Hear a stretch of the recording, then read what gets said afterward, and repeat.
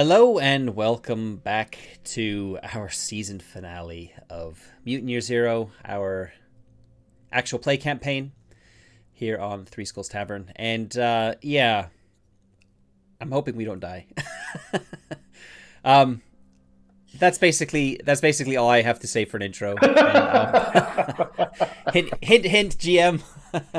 I mean, if you've watched this far, you would have watched the last episode, so you'll know what's happened. But yeah, Ed, over to you. Thank you very much, Matt. You are just going straight on from where we left off. You are stepping through from the last section that you were in. As if you remember, I was saying that each section has their own sort of like blast doors to kind of cut things off. So they're all in various different sections. As you're going into the next section, you can see, and you've been following these sort of like colored lines to various different locations. And the ones that you're following at the moment, one says cell block, the other one says cryo chamber, and they're very close to each other. And you have kind of like moved on past the cells, I think. I mean, you went straight through, I think, to the cryo chamber, unless I'm mistaken, in which case you can take a step back and go into the cell block. But yeah, so I think you kind of like walked past that straight into the cryo chamber, and then you saw these 10 tubes all sort of signing up either side of the room that it kind of comes off of. There was a load of like gizmos and lots of sort of big silver and like this metallic blue kind of tanks. And there's a whole bunch of these sort of like large coffins with glass frontage. And you can see that there are 3 that are occupied. All of them have somebody in. And you can see they are 2 women and 1 man. And they're in sort of like frozen in this kind of like frosty kind of glass. The other 7 aren't. Is the glass too frosty for us to recognize them? You kind of like go up to one of them and sort of like wave, like wipe the glass. Yeah. You can see this is one of the guys. Sort of like brown sandy hair, probably about twice as old as you reckon? I mean, my question is it people from the picture? No, it is not people from the picture. Okay. Are they human? Yes. What do the others look like? The other one is probably a bit younger than the first, and he's got sort of like some blondish colored hair with a bit of a beard going on. And the woman has got like deep red kind of auburn hair. When you say twice as old as us, does that mean sort of like elders before the catastrophe age, or at the... Yeah, younger than the elders. Like 40-ish, right? Yeah, like 30s to 40s. I mean, they couldn't be mutants then, right? They must have been here all this time. Looks like they're sleeping in there. Yep, they just all got their eyes shut, and they for all intents and purposes look like they're sleeping. Each one has a console next to them, with like a keyboard and stuff. I'm going to go up to one of them. I'm going to go up to one of them and tap on the glass. Okay, tap on the glass. It's cold to the touch, but they don't seem to react to anything that you do. Silas is good with those computer things. Yeah, I can see if it can tell me anything about why they're sleeping in here. Try to use a computer. Sure. From memory, I rolled really well last time, didn't I? You did. I now believe you can do anything that has a keyboard. It's a new session, isn't it? Unfortunately, it is. It's gonna let me carry my successes forward. If you could make a comprehend roll, yeah.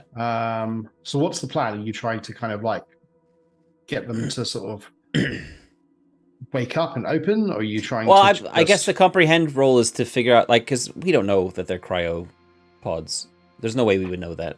No. There's just people that are inside these things. So I'm gonna just use comprehend to use the computer and see if it can tell me something about it. Okay. I'm assuming if I get a success on this, it's gonna say something like, awaken, or start the process, whatever it's called. Yeah. All right, here we go. Comprehend.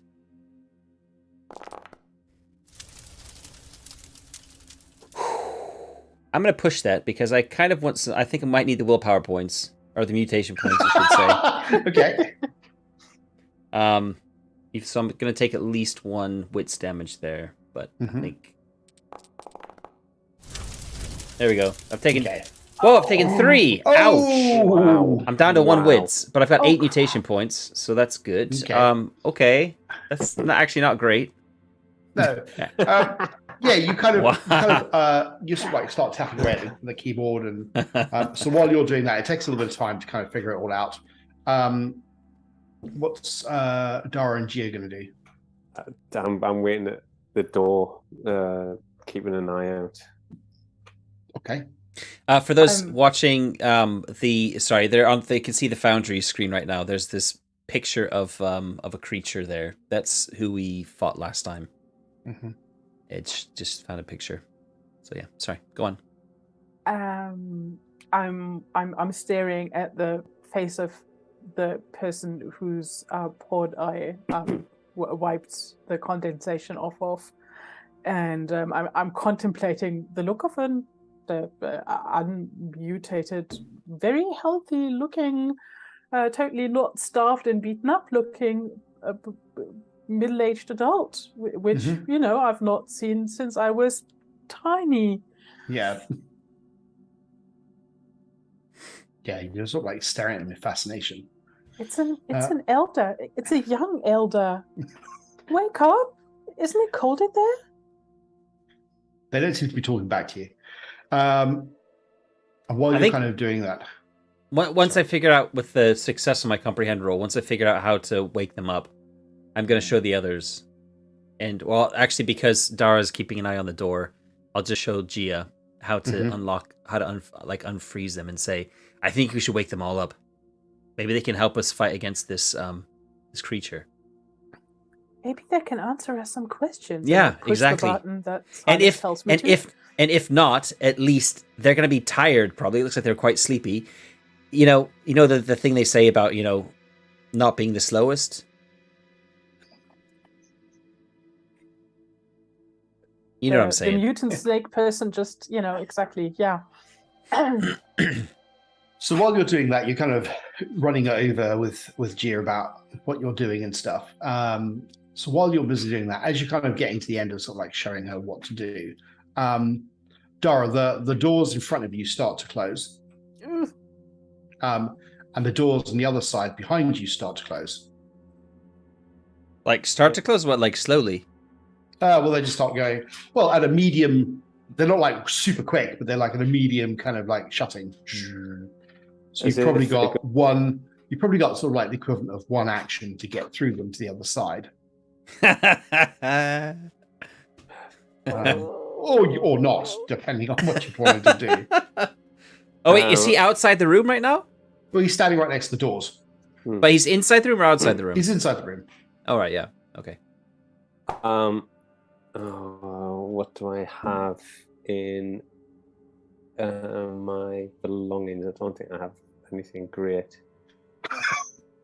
What, to jam them up, to keep them open? Yeah, I've got a machete. I'll see. Oh, I've got a scrap knife. That's probably enough. I'll put. You want my scrap rifle? I don't think we have time. I'll just quickly whip the scrap draw knife it out and put it in the closing door. See if it'll hold. So there's tip one side and handle the other. So the door shuts like this with the thing in the middle.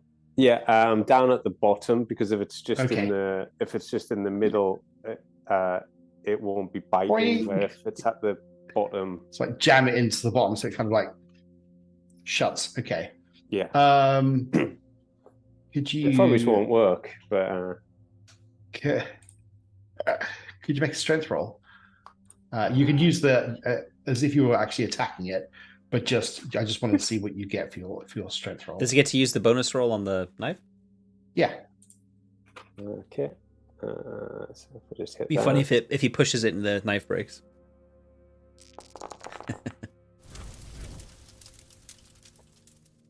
Okay.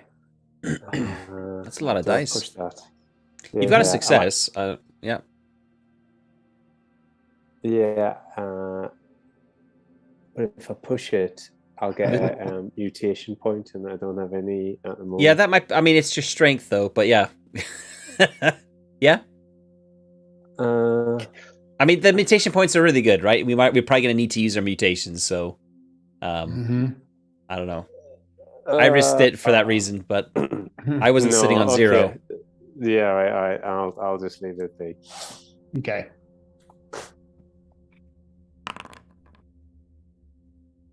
Okay. Yeah, you kind of jam the knife in, and the doors start to close. They make this horrible screeching noise as the knife sort of like hits the runner underneath where the door is, and the knife kind of like quite quickly closes in on the other side of the door. And then as the knife kind of hits the middle, the handle starts to bend, and you hear this, and it screeches, and then you hear a bunch of gears start to kind of like creak, and the doors sort of like stop, giving you, well, about 6 inches of space. Well, it's easy. It's easier to sort of leverage a gap than nothing. So, at least we'll be able to see clearly what's ever coming to kill us. Yeah. It won't be much of a surprise. The doors on the other side shut. Click. So you've got one set of doors open, and the far set, which go between you and the cell doors, are shut.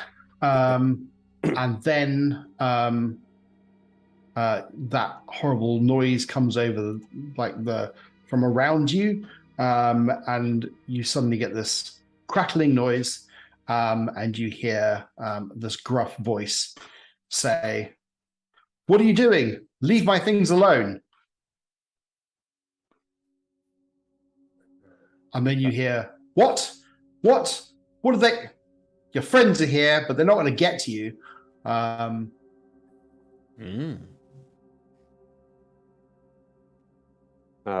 throw a look to Silas. Are we being watched? Same. Sounds like I it. Understand that. Sounds like it. Listen, the thing that we fought before, it had the same. It had a lot of mutations. It had the same mutation that I have, and I don't know if you're aware, but I can squeeze through very small gaps. So if you see that thing coming, just kick your knife out of the door and let it close completely, because that thing will be able to squeeze through that little gap there between the doors, no problem. At that point,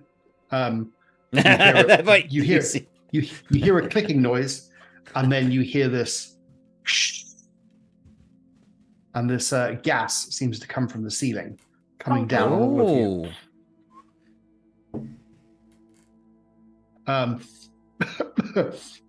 Have we succeeded in opening any of the cryopods? Yeah, you've kind of like opened it, and then it says that How it's many? opening. You've only opened one. Okay, right. If Gia wants to open up another one, she has to make a comprehend roll herself. She'll get a bonus for it, though. Let me do that. So if you want to make a comprehend roll. Oh, God. Gas is coming in now. I mean, you can try. That's with a You can have an extra. Or... You can have an extra 2. Oh, 2. That's sweet. Wow. Right. Silas is a good explainer. Look at that. Nay. Yeah, you start the whole process. It does take a little bit of time. It says it's going to take. It gives you sort of like there's a little bar that kind of like is moving across the screen until everything can kind of open up and all the rest of it. And then there's like a little on the actual screen itself. There's sort of like a little drawing that's animated that kind of shows the door opening and like the sort of like the cold disappearing and then the person kind of falling out and but in the meantime I need to make a roll.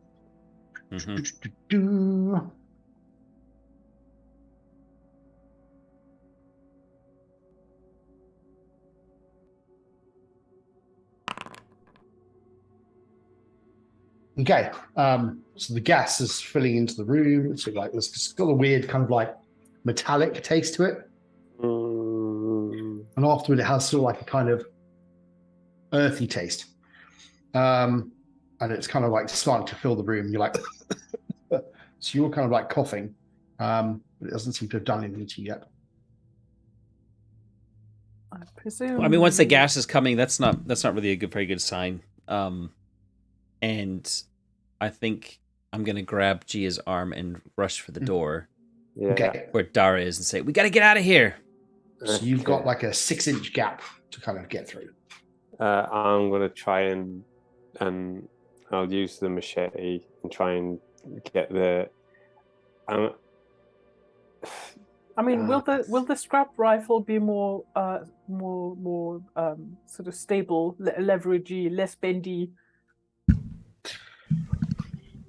So I think I'm going to spend a mutation point straight off the bat and use my mutation, my reptilian mutation to get through. Contort your body to push yourself through a hole or passage only a few inches wide. Costs 1 MP. That's fine. So I'll go to the other side, and then I think I'll help somehow, like grabbing it using like if we're gonna do like might or anything, like maybe I can add an assistance die to Dara with trying to pry it open a bit more or something. Yeah, that makes sense.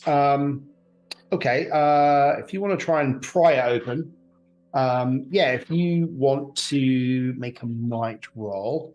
Yeah. Can I? I mean, I'm assuming Gia would help as well, right? Yeah, so totally. You're going to force is might. Sorry, in this game it's called force, so not might. Force, yeah. So make a force roll. You get an extra +2 dice from both the others as you do it. 2. Okay, here we go. If you, that's fine. Okay. Will I need to push it? Is it worth pushing it? So you're going to need quite a few number of successes.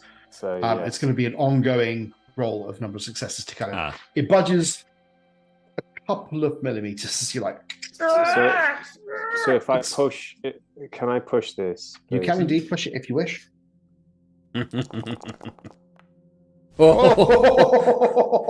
So 3 successes.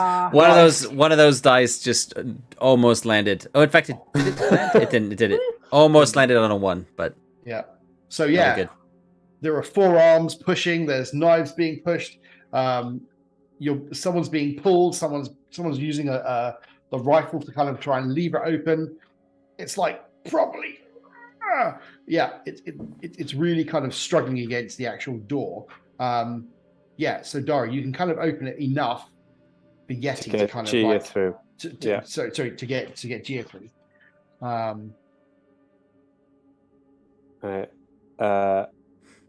I catapult myself through on the virtue of the frog legs. Yeah, that's fine. And so then it requires you to make another roll for you to try and get through while the others are also trying to help you. So okay. So another force roll for me, please. Still with the modifier or just as is? With the modifiers.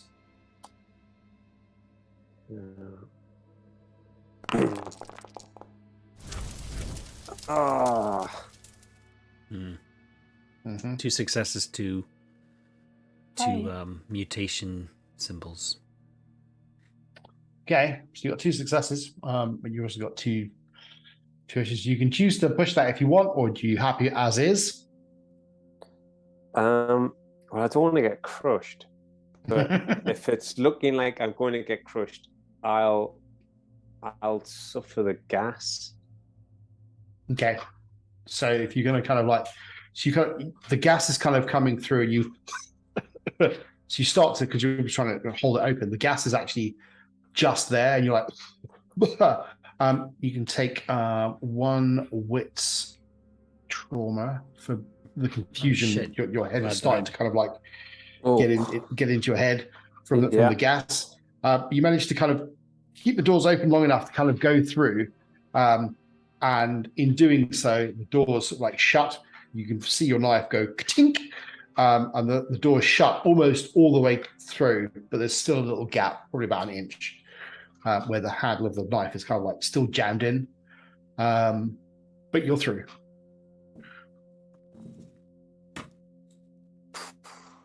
I grab Dara by one of his bottom hands, which I presume have like the top ones held open the thing, and then you sort of shimmy it underneath, and just pull him away from the door, like 1 or 2 frog hops away.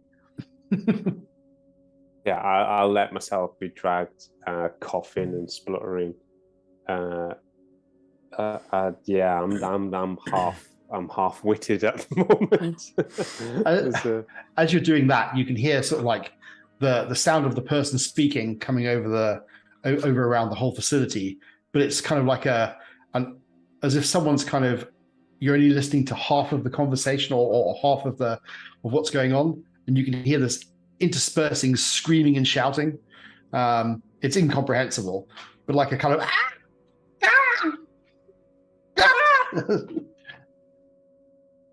and you're like, okay. I feel like we've brought hell with us. Just wandered into a formerly safe and secure compound and just let the minions of hell run loose. Weren't they here waiting for us? So, following the corridor that you've got a new label, like a purpley colored label, that you can read as genetics. Another one that's sort of like a darker red that says crematorium, and then another one that says control room, and then it says living quarters. And that's the kind of like order that this ring that you're going in has. So I'll read them all off as I see them, since I'm the only one who can read. I'll say control. Mm-hmm. We need to get to the control area because that's probably where this person is like watching us. We just got to rush through these other places. I think make our way there as quickly as we can. So as you go past, you see a very familiar sign, 3 triangles pointing to a circle on the right-hand side door of this very large, very thick door, and it looks very much like that symbol that you've rolled on your dice to show a success, which you saw last time. Back in the silo. No, not another cult. But that goes off to the right, but the corridor continues on to what it says is genetics. So that's like the radiation symbol rather than the biohazard symbol, right? Yeah. Mm-hmm. Not that we know what that means. Yeah.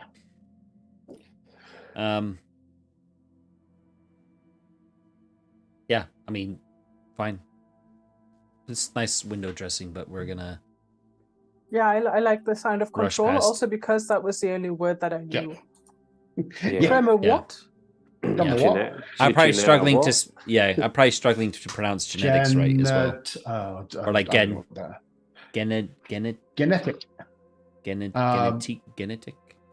Yeah. So you kind of make your way through the next set of doors, which are open, and as you walk through, you realize sort of like you're obviously still going around this semicircle. And on your right-hand side, there is a lot of see-through walls and see-through doors. And inside, you can see a lot of large tubes, lots of things like you saw in the cryo chamber. There's also lots of glass bits. There's lots of tables. There's a whole heap of various different looking equipment and stuff from the time before. And as you're kind of like walking past, you can see one of these large, probably, I don't know, 4.5 foot tall, round cylinders. And floating inside, everyone who wants to turn away now, is a floating child. But like a baby or like a... Probably about 2 or 3 year old. And you can clearly see it is much like yourself. It's a mutant. And it's got sort of like mutant kind of like, there's a bit of fur on it. And there seems to be sort of like claws. And there is you can see there is probably another 15 or 20 of these deeper and into the room in various different stages. Do they look like the people in the cryopods, or does it look obviously dead? No, it definitely looks like probably what you guys would all look like if you were sort of like 2 or 3. No, I mean the like the. No, it looks life stages. It's definitely dead. Okay. It's very wrinkly and floating. Yeah. I'm struck gross. by how many things in the before times were see-through, though. Mm-hmm. Just behind them, you can see a lot of also grotesquely deformed blends of people and animals as you kind of go through the next sort of level or the next stage as you're making your way through. And there's a whole bunch of computer terminals and all that kind of stuff. I thought Eden was meant to be, I don't know, like some sort of like safe haven, but this is horrible. Yeah, why did they pickle those kids? I don't even want to think about it. I don't know. They're not for eating, are they? And you see those like That's weird, horrible. those weird people mixed with animals. What the hell was that all about? Ugh. I didn't know there were grown-ups like that. As we're running. As you're running, you're kind of looking. As you get to the next room, you can see much the same thing. And then you see someone duck down behind a desk. You're like, you just about see it as they duck down behind one of the desks. Oh, a person or a snake thing? It's difficult to tell. They definitely weren't like snake thing-ish. Did you see that? It's difficult to tell. There's something stuck down. It won't be one of those creatures, because otherwise it would have just jumped out to attack us. It's probably one of the elders. I'm gonna throw the desk if I can pick a desk up and throw it. So you've got to go through like one of these glass doors, which takes you into the room. There's we're in like a glass corridor, right? Like a corridor that's going around, and all the glass is on your right hand side with glass doors and glass walls, so you can see into each of the individual rooms as you're kind of running. I'm gonna draw my revolver and shoot through the glass. No. Like a revolver and shoot through the glass. I protest. Awesome. I love it. You're like, no. Bam! That's very large noise. I'm covering my ears when he pulls it out. You're like, oh! Boom! It's a really loud weapon. And the glass in front of you shatters, and it goes into the wooden desk. From the other side of the wooden desk, you hear someone scream. I'll walk through the as it shatters. I'll walk through the glass. I'm going to walk towards the desk, and even if I have to pick the desk up to throw it to one side or just drag it out of the way. Sure. As you start to walk through the glass, Gia, you guys going to do anything? I'm not sure what got into Dara there. It's an elder. We don't hurt elders. I want to jump at the elder. Okay. I'm gonna Silence. just come behind, like follow behind Dara, and Mm. at a safe distance. Yeah. Okay. So Gia's trying to like talk to you about the elder.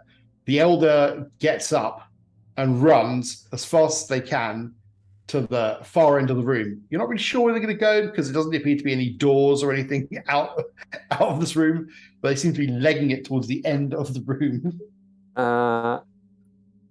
If there's anything within Throwing distance, I guess. Grabbing and then throwing. That's what I'll do. I don't care what. I'll just glance whatever's at hand. You grab whatever you find at hand, and then make a force roll. I was just gonna say, don't forget, every time you pull the trigger and you fire your weapon, it costs like money, and you only had one bullet in your inventory. I just looked. Yeah, that's fine. So, I'll use the revolver to beat him to death. I'm not fussy. No, Dara, no! I throw myself in front of the elder. Whatever I've grabbed. You said force, didn't you? Please. Yeah. I don't intend to kill him. I just intend to not throw. Yeah. Chia, if you want to jump onto the elder to kind of for the elder not to get hit, you may indeed make a roll of move. Mm-hmm. If you wish to use your mutation points, you can to use your frog legs. I'll do that. In fact, yeah, I will. If you wish, I will use the frog legs. Hoppity. So I just want to double check. I feel like Jack Burton in this, you know. I'm a pretty reasonable man, but I've seen some pretty unreasonable things. Okay. That's fine. You spend your mutation point and you jump, and you manage to catch the guy. Nothing in anything sort of like stylish or anything. But you just manage to jump as Dara throws this large metal thing with a wire sticking out of it, and he basically would have hit him if you hadn't like jumped in the way, and brought you and the elder down. I'm like, you both good thinking, Gia. Good thinking, Gia. Hold him there. I'll be happy to sort of sit on top of him, just so long as he doesn't clobber him, I guess. Okay. So when you do that, the guy kind of looks at you, and you realize that he is probably much like the others in his late 30s, early 40s. So he's a young elder. And he's just kind of like just staring at you, sort of like not really sure what to do. He's obviously looked over at Dara, and you can see his life flash before his eyes. And he says, "Get away from me, you freak!" And pushes. It's okay. We're not one of those snake things. You're not one of the snake things either, so we're okay too. I guess Dara, you'll be next, and then Silas. What do you want to do, Dara? I'm going to pick him up and put him against the wall. Okay, he weighs next to nothing. He's like a really small twig of a man. You push him up against the wall. Silas? Yeah, I'm still watching, kind of. I don't think Dara's gonna kill the elder, but I'm now starting to get a little bit more worried. Like I thought the gunshot was more about, we were running. This is like the quickest way to get there. Yeah, we're scaring this person, but that's okay. Now that Dara's got him, like grabbing him and holding him up, I'm now not sure what is actually going to happen. So I'll probably try, I'll place a hand on one of Dara's four shoulders, and say, "Dara, don't kill him."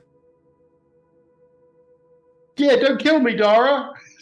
Remember what you told me. Remember what you told me. He's not a threat. If I promise not to kill him, he'll feel safe. He starts shaking his head. He says, it's not me. It's Retzius you want. It's Retzius you want. Not me. Not me. I'll mean nose to nose. Who? Dr. Retzius. She's the one running this place. Oh, she was on the picture. She was. It was the voice over the, I should say tannoy. The voice that we heard echoing around us, was it a man's or a woman's voice? It was a very kind of croaky kind of voice. It was very difficult to kind of tell. Did you hear a voice kind of echoing all around you recently? That's Dr. Retzius. It's Dr. Retzius. It's nothing to do with me. Let me go. Let me go. I'm really sorry. Uh-huh. Where can we find her? She's in the control room. How do we get into the control room? He's sort of like patting down his thing and kind of like pulls out this card and goes, "Here, take this, take this." he just basically shoves, much like the card that you had before, but this has got a different.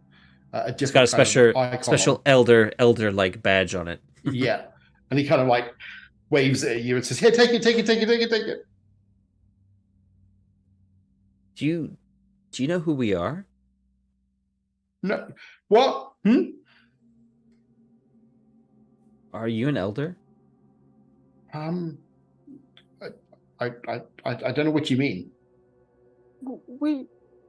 I think I grabbed that. I'm a scientist. I grabbed that picture, didn't I, from last time? Yeah.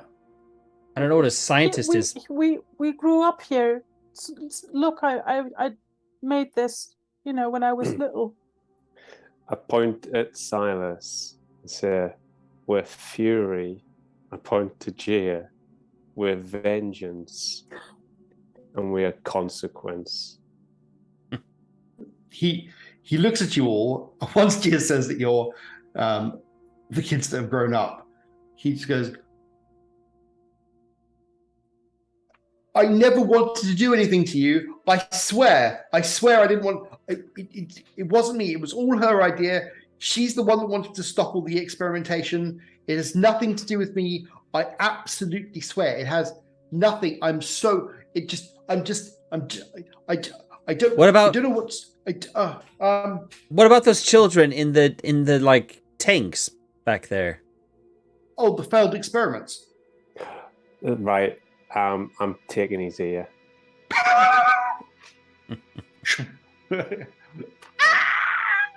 He screams. I'm not going to torture him. I want to kill him, but that's awful. The failed experiment. Blood pouring down the side of his face, staining his sort of like whitey cream kind of like lab coat. I'm going to drop him onto the ground. And, I'm getting spattered. I'm a bit horrified. And step back. Okay. Oh, Dara. He's like holding his ear. He's like screaming. He's kind of like, oh! You see, he kind of like starts to get up. Stay down. Oh, I want to get something to fix my ear. Hey, I can do a little bit of a heal. Do you want me to wrap a clean rag around? Get off of me. Listen, if you want to keep your second ear, what are those things that were attacking us before? Those green things. And if another one's going to attack us, that thing's shrieking. Oh, the Omega mutants. What? Mega? I've heard of something called Mega Man. Is it like Mega Man? No, that's a blue thing. He says, "You're the first experiments. They're the fourth experiment, technically. So they're the kind of like creation." How do we? If another one attacks us, how do we stop them? Oh, you can't. You have to. You've got to like once one's out, you've got to. They listen to Retzius, but you just have to stay away from them. I mean, that it depends on what they're trying to do. If they're going to send, they're just crazy. Once you let them out, then that's it. You've got to just hide from them. Okay. Can they smell blood? I guess so. I don't know. You're fucked then. Let's go. What? No, no. You can see the panic in his eyes. I mean, you can come with to Dr. Ratzius. You can see like this sort of thing goes through his mind. And he sort of goes, I'll take my chances out here. Not good enough. You're coming with us. No. Can I just get something for my ear? No. It's like dragon. Yeah. He is making a lot of noise. He's bleeding over everything, and Did you say he was wearing a lab coat? Yeah.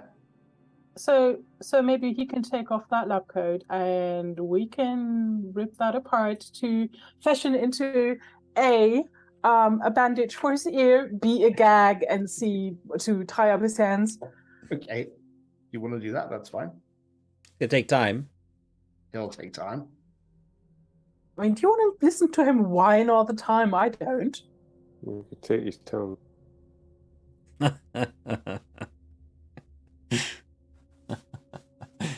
There's always a direct route to a direct solution.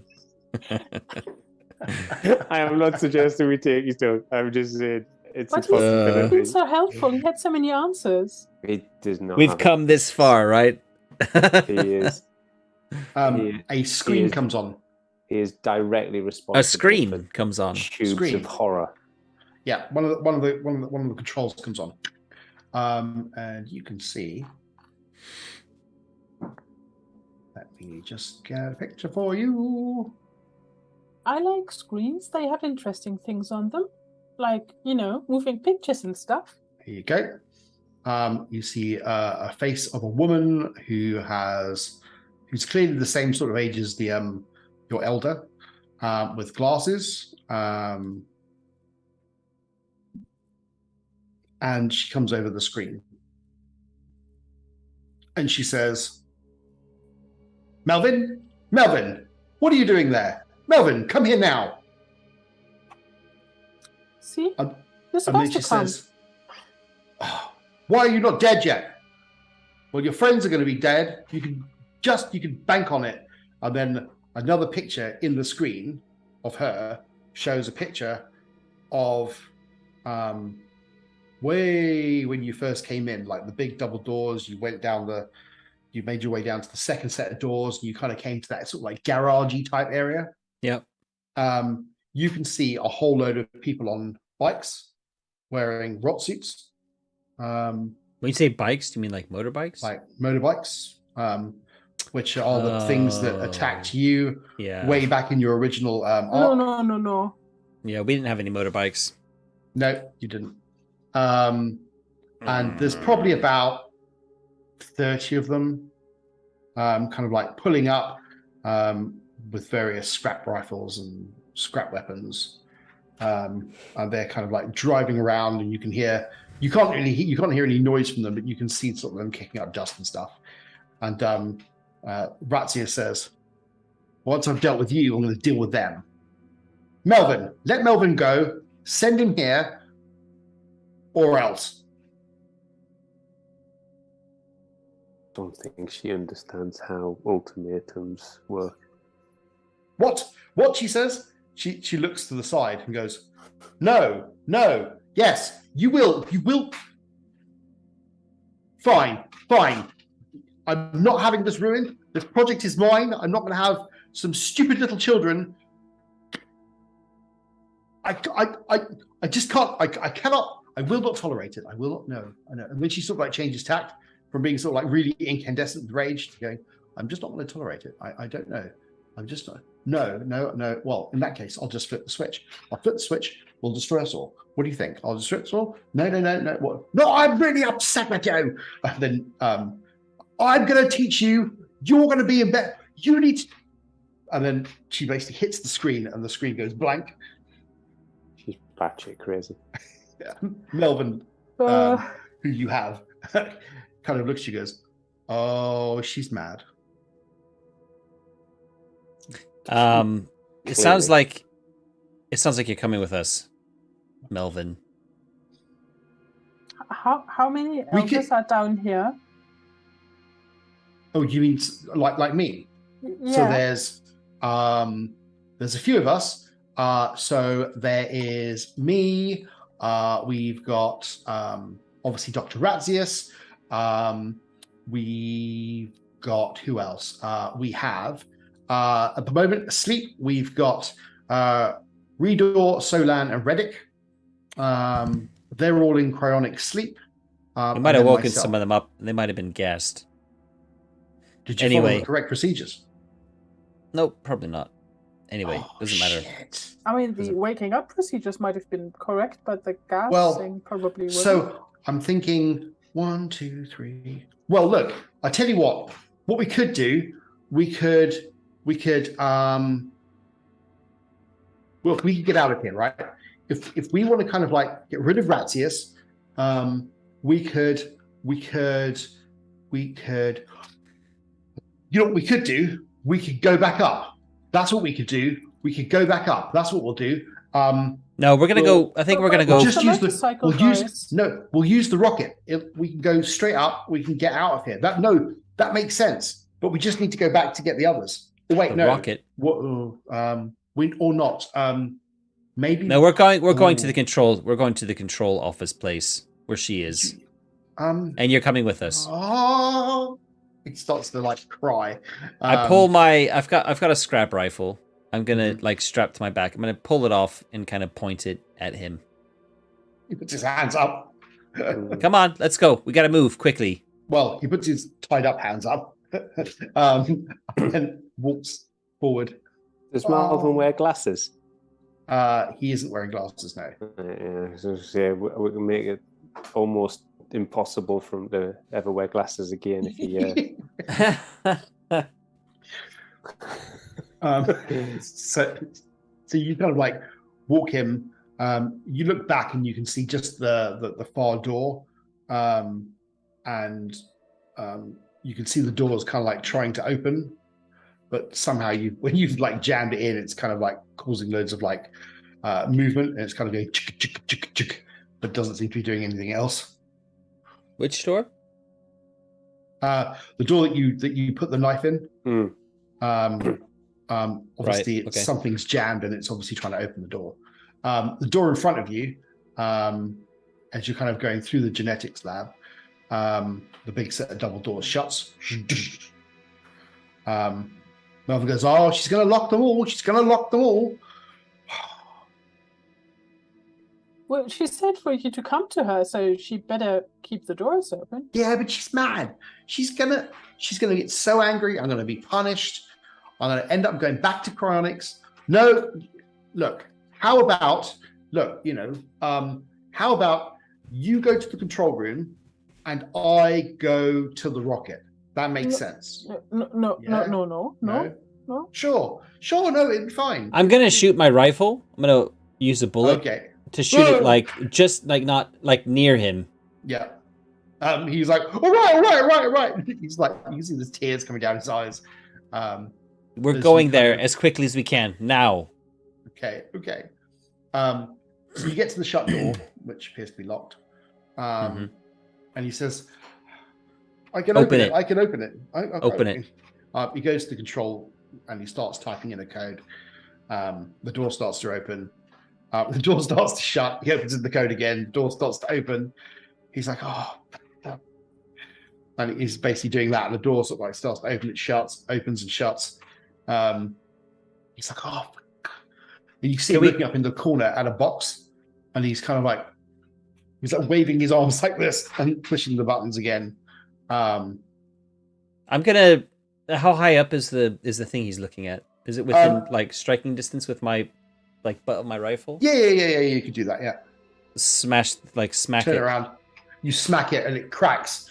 And it kind of like hangs off at a weird angle. And what is that thing? That's so they can see us. It's a camera. A what? A camera. Remember we had a video camera we found in the boat. Do you remember? Yeah, like that. And all the cameras feed into the control room. So anyone who's in the control room can see everything that's happening in the facility. That's why she kept saying the weird things. And then you hear the sound of that screaming noise of the creature, of the Omega mutant. Is it still coming over like the tannoy, or is it? No. This is coming through the corridors. Oh yeah, nice. And you're okay. like, oh, like now. He's like, oh my god! If she lets them all out, God, what if she lets out the Titan? Oh no! Let's go! Come on, get the door open. Oh, Stop messing around. He starts basically tapping in the thing, and he's like taps around and says, "I'll have to do some overriding. Hang on." He's tapping away, and you can hear the sound of this creature echoing through. And then you hear another one, and then another one. You hear 3 or 4 of these things. He's like, I hope he doesn't let them all out. He's like tapping away. And the door eventually opens. And you go into this area that says crematorium. He says, no, we need to keep going past here. And he says, just come on then. Let's just get out of here. And as he does that, you bypass, like you saw at the top, there are these incinerators or these places, much the same. It's the same sort of setup, except there is a definite sound of this humming noise coming from the area. Because you have to go through the area, you can see there is a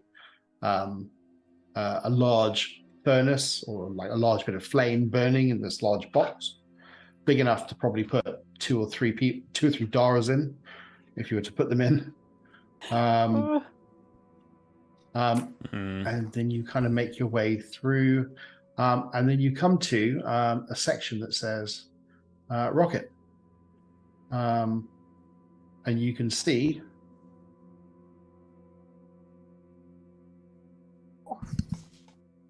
these things are everywhere, aren't they? As you kind of make your way around, you can see there's a large doorway which is currently open, and inside you can see, like you saw before, this large silo, and inside the silo you can see what he's been calling the rocket. The only difference is, instead of there being loads of ladders and stuff, there's like a little kind of like elevatory type thing that seems to be sitting on the side. Inside the room, on either side, you've got 6 little glass cubicles. Each glass cubicle has a rot suit, like a very sort of like silvery rot suit. And instead of having the sort of like really thick kind of like rot suit hood with the very large, weird kind of like design on the front, these are perfectly clear round bubbles that are see-through. And he says, we could just go here, we could just go this way, we just need to set it up so we could get out of here. I mean, it won't take much. We could do that. We could do that, and we don't have to deal with her. I mean, you don't want to. I mean, she's gonna get really, really angry. Let's do it later. Don't care. But remember how horrible it was when the rocket went off at the Nova compound? That was like that place almost just, I mean, that destroyed everything. Yeah. I mean, we're not getting on this thing. We're going to the control. We're gonna stop this lady. This elder. If that fails, I mean, lighting the rocket might get rid of the bike people.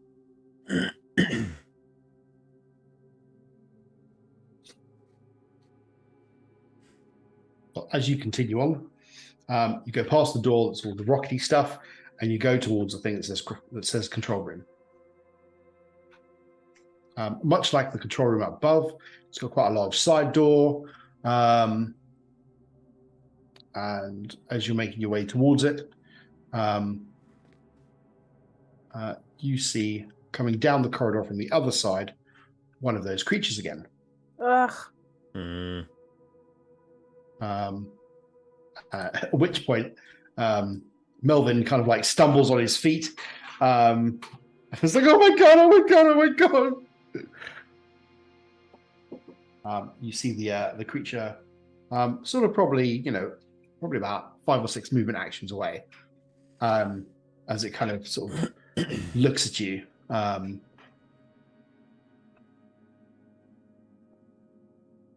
And then starts to kind of go down on its hands and legs.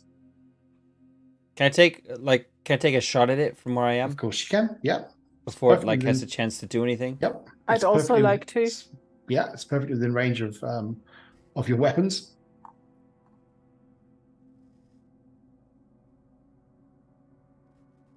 So it's just a straight up like rifle roll. Straight up, yeah. Straight up roll. Oh god, including the weapon, all the rest of it. Mm. Oh, cool. I'm pushing that.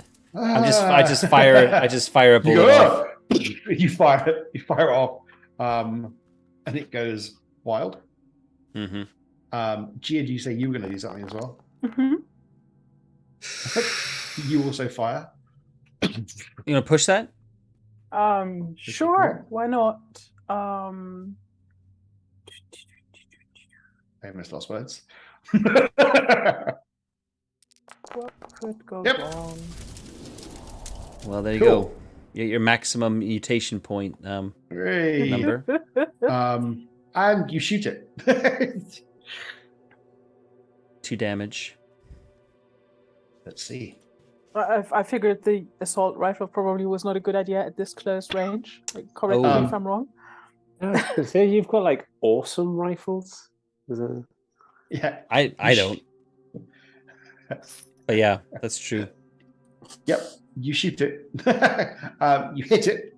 And it screams at you. And runs off. Oh, sure. Running off is all I wanted. It disappears back the way it came down the corridor and moves out your field of view as soon as you shoot it, unless Dara is going to do something. I was just going to push Melvin in front of me all the way to... Right. Okay. Yep, that's fine. Yeah, it runs off and you've got Melvin in front of you who's like, doesn't really want to be in front of you. But, you know, he's got he doesn't have a little choice in this. He has no choice. He's just being pushed. Okay. So it runs off. Then you hear a shout from behind you. Like a person shouting, "Oh my god, oh my god." Ah! And then they scream. Oh. Melvin goes, "Oh my god," and he looks back. I guess that wasn't Dr. Ratzius's voice. Nope. That'd be whoever you let out of the the cryo chamber. Mm-hmm. Well, I mean, if I could set this place on fire, I don't know why I feel like I'm the essence of vengeance, but I'm furious. I'm livid at this place. I'm feeling a bit let down. Yeah. It's not. It wasn't sold as scene. Yes, you can hear. You can hear this this noise coming from somewhere in the facility. This sort of like low rumbling noise, and you can hear sort of like a beeping noise from deep again in the facility. And Melvin goes, "Oh, she's activated it. She's activated the rocket. We should go. We should go."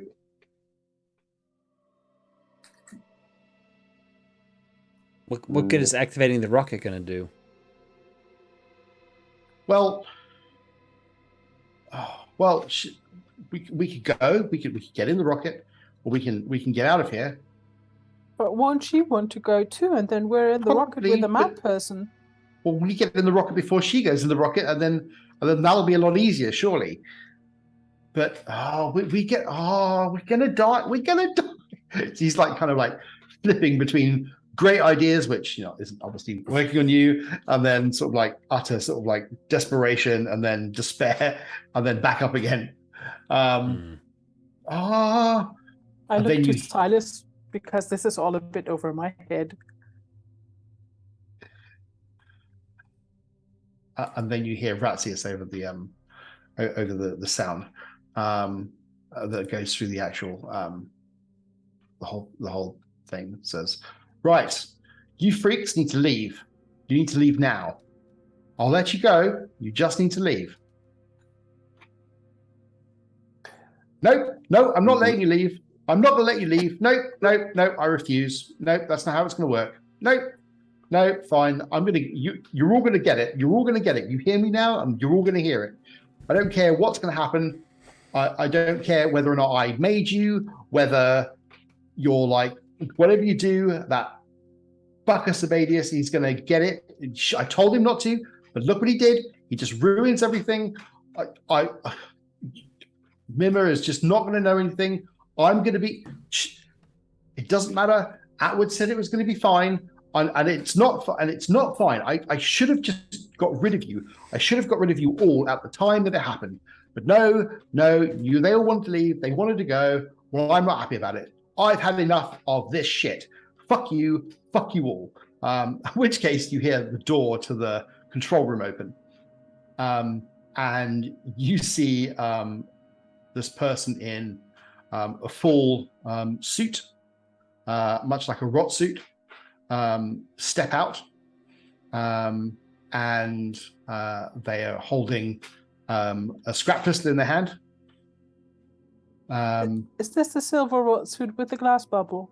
No, it's sort of like an orangey and brown coloured rot suit. It looks very much like a rot suit, and you see this person kind of like come out. They don't have like a helmet on. It's just protecting the body. And you can see it's Dr. Ratzius. And she says, "I don't care what anyone says." And she's pointing this pistol at you. I don't care. You're all a bunch of freaks. And she's like pointing this pistol and like waving it around.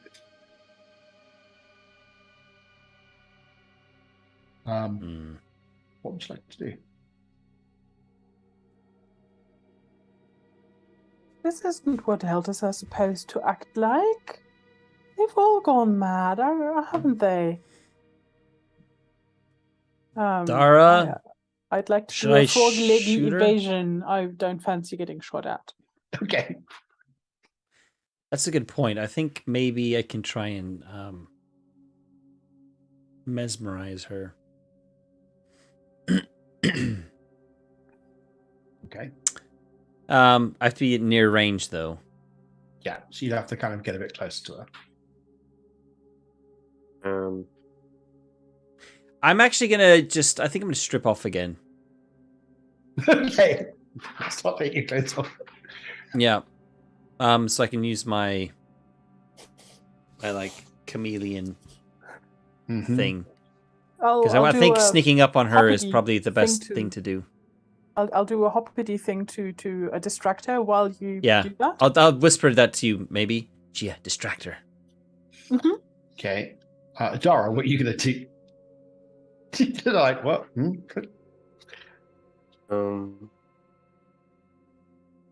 going to move towards her with Melvin in front of me. Okay. She goes, oh. So, how are you going to distract her, Gia? I'm just gonna sort of. How wide is the hallway we're in? You could probably get sort of 2.5, 3 people wide.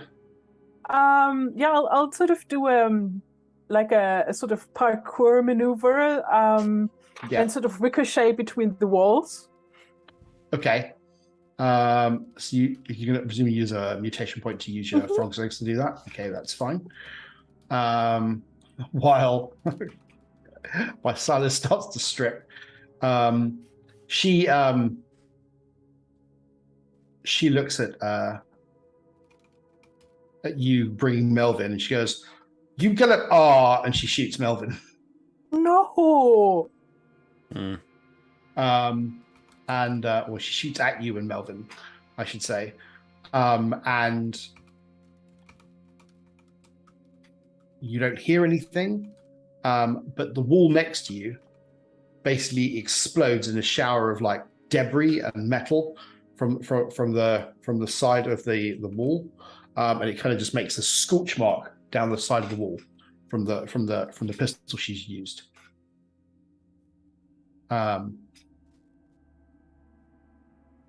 She goes, "Oh, I'm gonna get you!" And she's like, her face just like really kind of crinkles up. I hate you all. I should have done this ages ago. And she basically starts to walk towards you as you're walking towards her. Silas, it'll take another round to kind of get completely out of your clothes. Completely naked. Yeah. I'm gonna put a machete behind my back. Okay. Gia? I keep doing the distracting. Okay, she's like, she's gonna. Okay. Yeah, this is fine. So where is she exactly? Like, where are we? I know I saw the picture of like the rocket and stuff. Are we like on the bottom, like the ground floor? Yeah. So you're over here.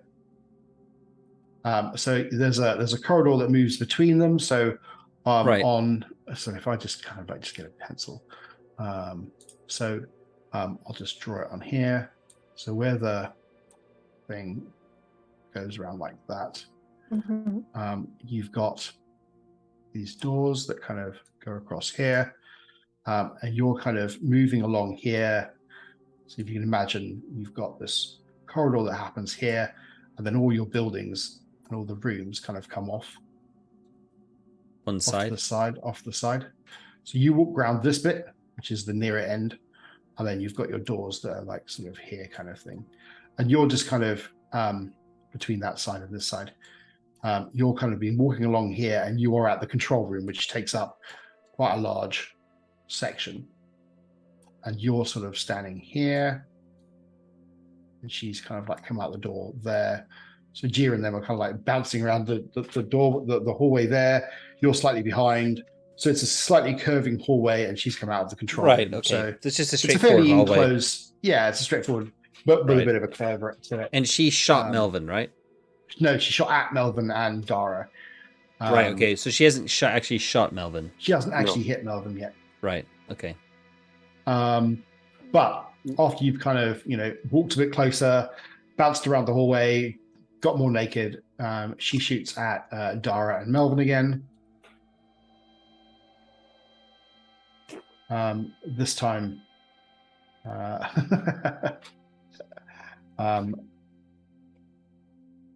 doing horrendous. She shoots again, and as she shoots, she kind of throws the weapon down, and kind of holds her hand, as if it's really burnt her, and she sort of like sees you coming.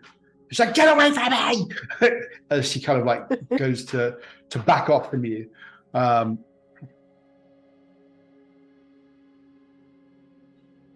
so she's backing off as you're walking towards her. Gia, you're sort of like bouncing around. And Silas, you're now naked. Okay. Is it my go? So we'll go to Gia. She's the bouncy one first. Yeah. I'll keep doing the distracting. I'm hoping that I'll be too fast for her to fire at, but also sort of irresistibly in her way, so that she has to keep looking at me. Yep. Okay, that makes sense.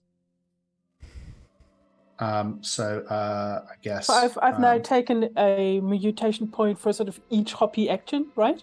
Yeah, well, because I'll happily have the mutation point just for the one thing while you're doing it. Okay, sure. So Silas. Yeah. So my mutation allows me to change the color and pattern of my skin like a chameleon. Yep. You automatically succeed a sneak roll, and attacks against you are performed as in total darkness. You need to be mostly naked. The effects last for a few minutes.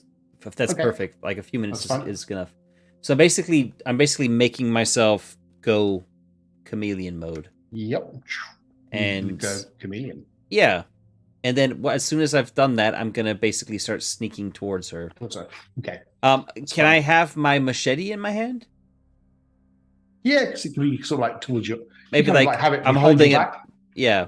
So you just have to kind of remember to kind of don't slide on or something like that. So yeah, that's fine. We'll say take you 2 or 3 combat actions to get to her, kind of thing.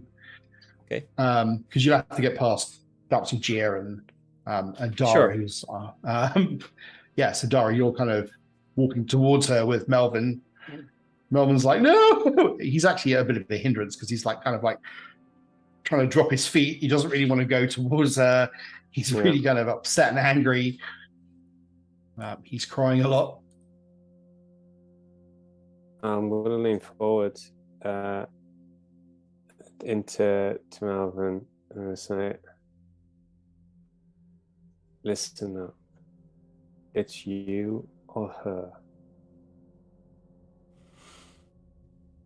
I'm going to let you go in a moment. He just starts like sniveling a bit. He's still kind of like half stepping, half kind of like dragging his feet. Okay, I'm presuming you're going to continue walking towards her. Yeah. It's you or her, Melvin. Okay. And I'm going to let him go as if he's struggled free. Okay. She kind of like fiddles around her back, and she pulls out this long stick, and she's basically pointing the long stick at you and says, "You stay back. You stay back now. You stay back." And she's kind of backing off as you're kind of like walking towards her. Silas is also kind of sneaking towards the side. Gia's kind of jumping around. It's like a bit of a crazy person jumping around the actual corridor. As Silas walks past Gia, and you can see she's walking backwards towards the big set of doors that kind of go between the control room section and then the living section, which when you were here was shut, but now they're open. And you can then hear the sound of coming from down the corridor in front of you, behind Dr. Ratzius, that sound of the Omega mutants. And then, Silas, you can hear behind you the sound of the Omega mutants as they're kind of coming down like side of the corridor. They're not within view, but they're definitely kind of like moving in this direction. And Dara, you're kind of continuing to walk. Gia, is there anything do you want to continue doing this, or is there anything else you'd like to do? Just right now, I think I'm safest doing this. Okay, you're just like moving around the corridor. Mm-hmm. Okay. Okay, Silas, you kind of like get up next to Dara, as Dara's walking towards, matching Retzius' stride, and she's moving backwards and he's going forward. You've now dropped. Roll Melvin. I'm going to sort of push him towards what was the name? Ratia, the doctor. Ratzius. Ratzius. Yeah, I'm going to sort of push him.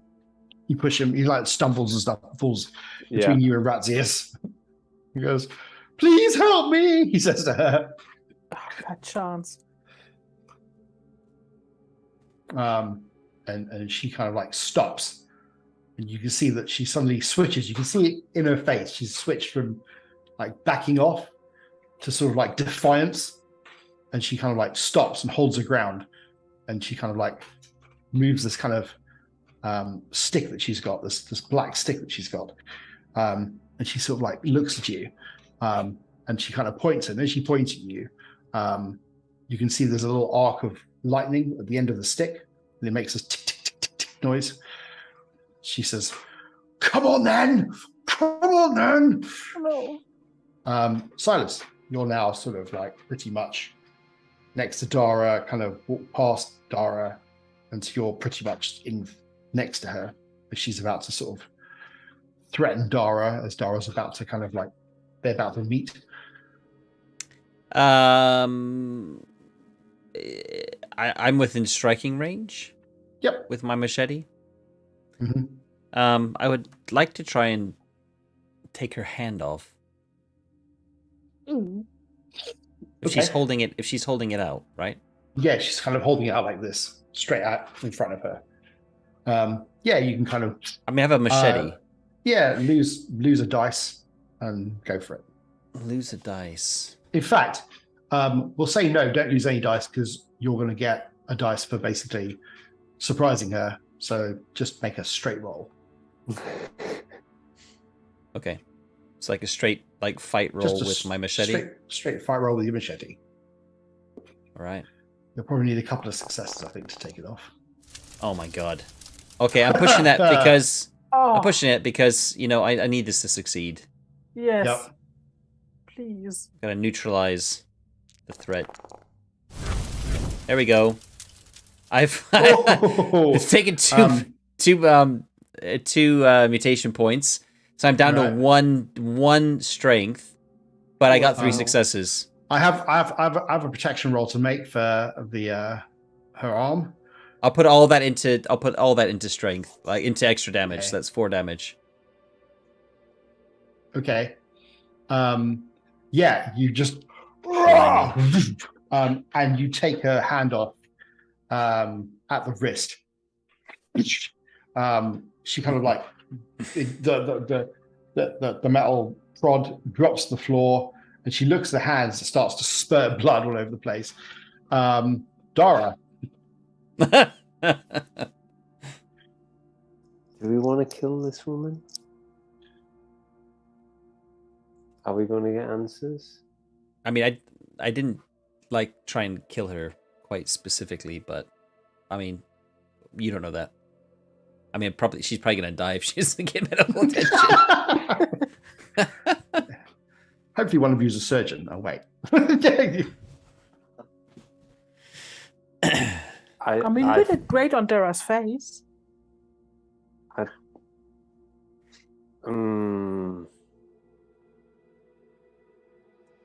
I don't know what to do. I'm gonna hold off. Okay. I mean, yeah. I'll probably shout, "Grab that stick and zap her with it." Okay, if you do that, then I'll grab the stick. You go to bend down, and she runs towards you and boots you. Oh wow! With all her might. She's a tough old lady. And she basically stumbles towards you and goes to kick you. And you can see that literally every step she takes towards you, the color in her face just drains to white. And she sort of like stumbles into you, as it were. And she's like, "Forearm freak." Oh, that's not right. That's below the. She kind of like slumps down. So you're sort of like down, picking up the thing. She sort of slumps to sort of like your waist height, kind of grabbing at your sort of chest and stuff. And she's sort of like sliding down you. Like, you can feel that there's a really hard iron grip on your clothes, and you can just see the hatred burning in her eyes. I have very little empathy, but as a stat, but I'm pretty smart, even though I have my wits down to nothing. I'm going to really pour on compassion because it will really upset her. So okay. I'm going to care for her as if she's the most important thing in the world to me. Yeah, you kind of like look down at her. You kind of hold her head, and she's sort of like flopping down into your lap, as it were. You've kind of got her in your forearms. Silas is kind of looking over. Gia, at this stroking point, her face with 3 hands. Yeah. Wiping a tear away and Melvin is running. Yeah, I'm gonna stop him if I can. Just like hands up like this. I'm running directly towards you. I'm going to just sort of jump into him in order to tackle him. Okay. Did you want to use your frog's legs, or do you want to just try and tackle him? No, normally? just frog leg him. Yeah, I mean, I'm sort of Frog-leg just jumping off the wall into him. Okay. Do you want to make a fight roll? You've got a mutation that you can use for that, right? Yeah, I was going to say I was going to use the frog leg. So yeah, that's fine. You automatically get into them, so you don't have to worry about that. You just need to make a fight roll. Mm-hmm. You just need one success to kind of bring him down. And you say that like I had a lot of fight dice. Well, if you want a fight roll, you get a fight roll. Okay. Oh boy. Did you want to push that? No. Okay. Go on. Yeah, you basically jump onto him. He kind of somehow manages to kind of slightly kind of stumble, probably more luck than anything else, as you kind of like jump next to him, and he starts to kind of run towards down the corridor towards presumably the rocket. Yeah,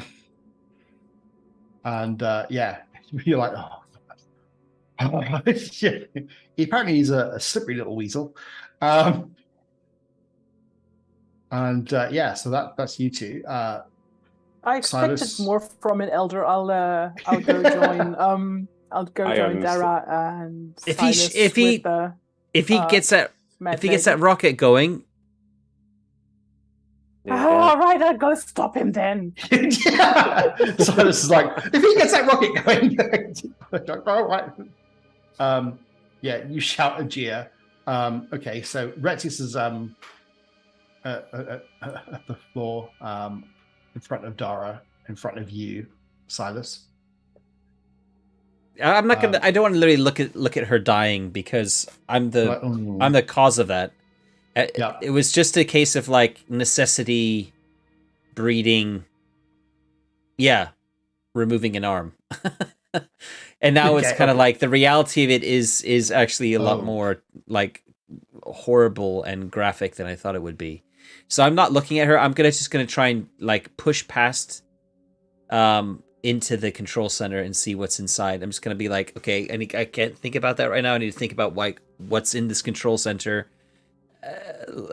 I'm not even sure why we're here, to be honest, but hoping that I'm gonna get some kind of answer inside. Yeah, kind of. You walk into the control room. The wall of one of the rooms of this room is covered in video screens showing the rocket silo. There's loads of little screens within screens of all the different rooms that you've been in. You can see in one of the lower level screens, you can see the cryo chamber, and you can see that the person that you let out and that Gia let out are on the floor dead. And you can see one of the Omega mutants feasting on one of their stomachs. You can see another screen, and you can see a bunch of the Hell Drivers who attacked your arc, kind of coming down towards where the choke point is to get down towards where the falling box was. And they're all kind of like having a look, seeing what's going on. Some of them kicking things over, smashing things. You can see coming along the corridor on the map where the living quarters are, and also over here, and at the cryo chamber. You can see 4 of those Omega mutants. Oh. One's eating, one's coming through the door that keeps going backwards and forwards.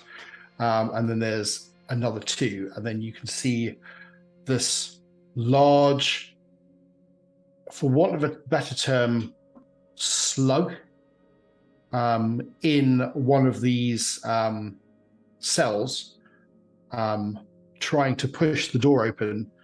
And the door's jammed behind something, but you're not sure what. And it's huge. It's just filling out this entire room. It's a massive thing. It looks like a large slug with a massive mouth. And that's what you can see in the control room. You can also see here there is a bunch of chairs. There's a load of other terminals. You can see where the picture of the rocket is. There is numbers counting down. Do you ever think you've made a series of increasingly bad choices? Well, sounds like it. Yeah.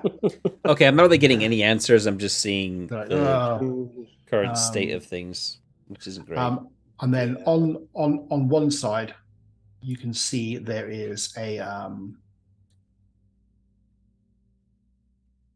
screen, just like a control screen. And then when you kind of look at it, you can see it looks like there's some kind of log. And I'll read the log to you. March 5. Phase 1 is complete. Everything is going according to plan. Proposed sites for the Ark of Project Eden are all examined and approved. The growth of the test subjects are all within expected parameters. They must be planted in the wild at a young age, so that we can study the effects of the toxins and radiation on the mitosis of their bodies. We are humanity's heroes. Professor Atwood was our savior, not our executioner. When we finish this work, Miramar will understand. Everyone will understand. History will prove us right. May 21. The test subjects exhibited unexpected and irregular behaviors, fits of insubordination and violence, combined with the hypergenic abilities pose a direct security risk. I have instructed Dr. Sebadius to install defense mechanisms in the facility, using a fentanyl-based gas, high voltage, and microwaves to protect the science team, and in all probability, it's just a temporary phase. June 07. The insubordination of the test subjects is escalating. Dr. Alo passed away this morning after yesterday's attack from a test subject exhaling ignited gases at him. 3 test subjects were terminated by Dr. Sebadius in microwave traps. Adequate functionality. June 09. A total of 23 test subjects have now been terminated in total. Some individuals in the science team exhibit lapses of loyalty. Today, I revealed the genetic security mechanism that is wired into every test subject of Project Eden. Even when reaching sexual mature age, they will be unable to reproduce with any other in order to avoid an uncontrolled population growth. Dr. Sebadius' emotional response can only be described as unprofessional. June 17. My decision is made. The test subjects must all be terminated. After last night's riot that cost 9 science team members their lives, there is no other choice. The test subjects are much too unstable to be released into the external environment. The fault is mine. We must start over. Project Eden is too important to take any chances. June 18. The science team members protest against my decision. Their emotional bonds to the test subjects have grown too strong for them to react rationally. I will not change my mind. They cannot stop me. My personal research assistants will follow my orders. The terminations will commence tomorrow. June 19. Mutiny. During the night, the entire science team, Dr. Sebadius, Dr. Barnabas, Dr. Thaddeus, Dr. Lucas, and Dr. Nathaniel, have all left Eden, all with the test subjects and almost all of the research assistants. Only a few loyal assistants remain at my side. I could not stop them. June 23. After a re-evaluation of the current situation, the decision is made. Project Eden will continue. New test subjects will be improved. We will improve their genetic code, and they will be created. Is what you get.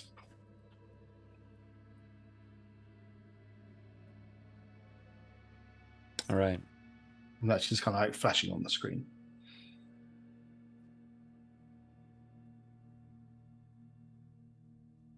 You then hear a large scream from the Omega Mutants as they are slowly closing in. I mean, it seems like you're pushing us towards the rocket. I'm not pushing you anywhere. I mean, Gia. I've not seen all these things, but I'm still running after. You can quite easily catch up with him if you want to spend a mutation point to use your frog legs. You'll get to him, and you'll be able to get him. Yes, I'll stop Melvin and wait for the others to catch up. Okay. And outside of character knowledge, I don't fancy going past the Helm Riders. I think the rocket is starting to sound exceedingly good now. You just need to make a fight roll, please.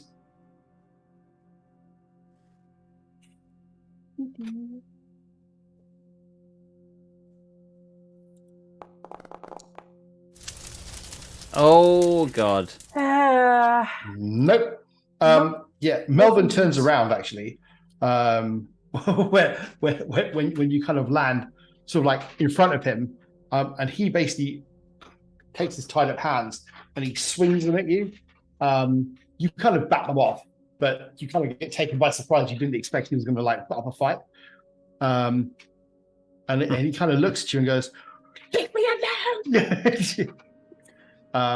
We're going to the rocket with you. As he sort of like runs, he's like doing that kind of like screaming, but kind of moving backwards.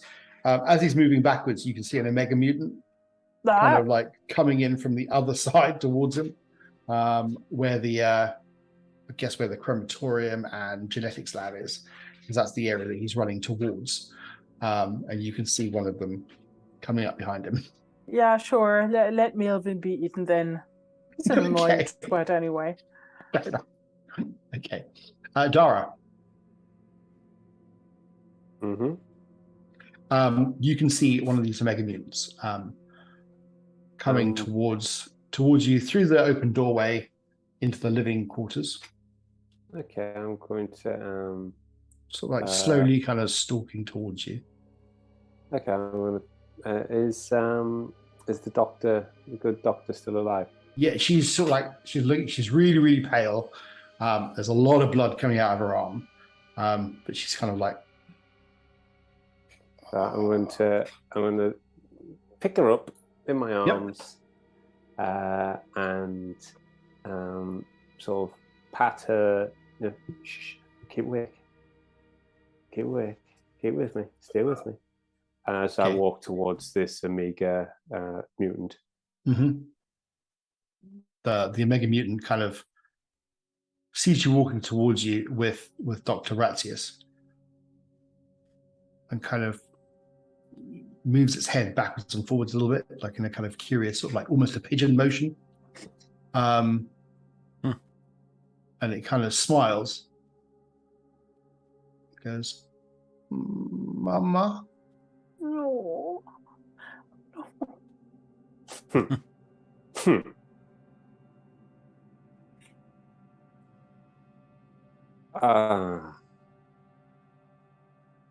Do I have any hatred for these things?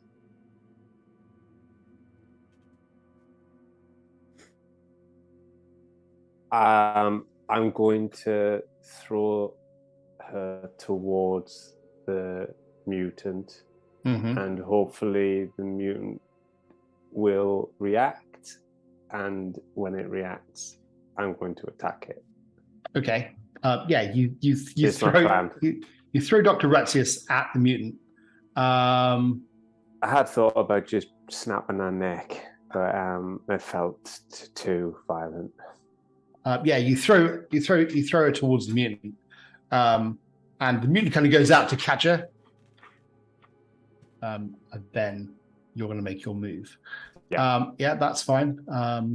Gia, you kind of back off from Melvin as he's about to meet his fate with another Omega Mutant. You're like, yeah, okay. Just catch up with Silas now. Then you're going to run back. Okay, that's fine. So you don't see what happens to Melvin. Nope. And you run back to Silas. Dara, okay, you throw her at him at the Mega Mutant. The Mega Mutant kind of catches her and then looks up at you, and then you attack it. Yeah. I probably didn't have time to get my machete, so I'm just going to use. You had your machete out anyway. Hands. Oh well, great. I'll machete this horrible thing. Wow. Go on then. Machete the This horrible is a thing. lot. This is a lot of dice. Oh, Okay. nice. 2 successes. You can wanna push that. Yeah. Yeah. I mean, you're going to take at least 1. Yeah. Okay. Oh, the sweet dice. No extra successes, but you've damaged your machete. by Your 1. machete. I'm terrible at these armor rolls. I tell you what, they're awful. Yeah, you launch into it with you do 3 damage to it. Yeah, you basically smack into it. As soon as you hit into it, it sort of like shouts and screams at you, like no, and then backs off, dragging Dr. Ratzius with it. But it's kind of like trying to pull it, but at the same time trying to avoid you. You're like into it. Okay. Gia, you kind of come bounding back, as you can see Dara about to lay into this Mega Mutant. Silas, on the other hand, is nowhere to be seen. So you are, while all this is happening, you reading through the Yeah, I mean, you said there were lots of like desks and terminals and stuff. Yes, yeah. I'll probably rush over to whatever looks like the main one in here, if there is like a main one. Yeah. And I'm kind of hoping that I can't remember her name again. Ratzius was like already logged into one. Yep. Because she was kind of keeping an eye on and stuff. And she probably didn't do the Control L to lock her screen. No, that's correct. Yeah. And I'm gonna like jump on and see what's on her console. So from here, make a comprehend roll, please. I've only got 1 wit, so I'm not gonna be pushing this. I got a success. Wow. Hooray! Okay. Got lucky. So from here, you can control everything in the entire facility. So you can control all the doors. You can control the microwave traps, the electronic traps, and the gas traps. You have control of all the doors. You have control of all of the security cameras. All right. You have control of looking at all the different terminals. You can lock things, you can shut things, you can open things. Pretty much anything you think you want to be able to do to control anything in here. The only thing you can't control is the launch. In 8 minutes, the rocket's gonna go off. I can't control that. It's gonna go off. You can't. It's automatically gonna go off anyway. Can I open like doors, like blast doors that would normally be closed? Yep. So as it goes, it's like releasing fire into parts. Yeah, of you could do that. Yeah. There's also Hell Riders. Yeah. Yeah, exactly. So I'm thinking of doing it like a double whammy here, and opening, like closing doors where the Omega Mutants are, so they're kind of trapped in certain rooms. Hopefully, open some doors to allow some fire to, you know what I mean, like keep us safe. I can't keep Dara safe because he's squared with one. Hopefully, Gia will get in some like past a certain point where we can close some doors behind her. Gia goes past the door where you can close the so I'll do that. Close the section, so you can pretty much close the section of the control room, like the doors the blast doors that lead from the control room all the way around to the living room, the living quarters. Yeah. Which will just mean those. So obviously the other things won't be able to get there. That's fine. And then like I would like, once this thing launches, I want it to kind of fry the hell drivers as well. Okay. So as you're kind of doing that, you can see that while you're kind of messing around with the console, you can see there's a like a little, again, animated kind of thing of what happens with the rocket. It tells you the rocket is going to go out. It's going to leave where you are. Yeah. And it's going to go out. And it shows you that it's going to leave the planet. And it's going to go to a space station orbiting the planet that you're on. What the hell? And there's a bunch of codes, a whole load of things, and the name of the station appears to be MIMR,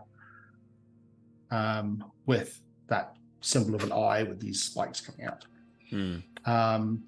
And when you're looking at it, it basically says, as you're kind of like reading through it, it's just kind of, there's a load of like gobbledygook that you just don't quite get, but it appears that this has always been the plan, that this will go there, and it appears that originally this is where it was from.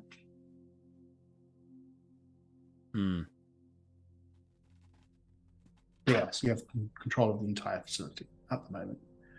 Which you can do, so you can shut some doors, and where some of the Omega Mutants are in, you can activate some of the electronic pad flooring, which will electrocute them.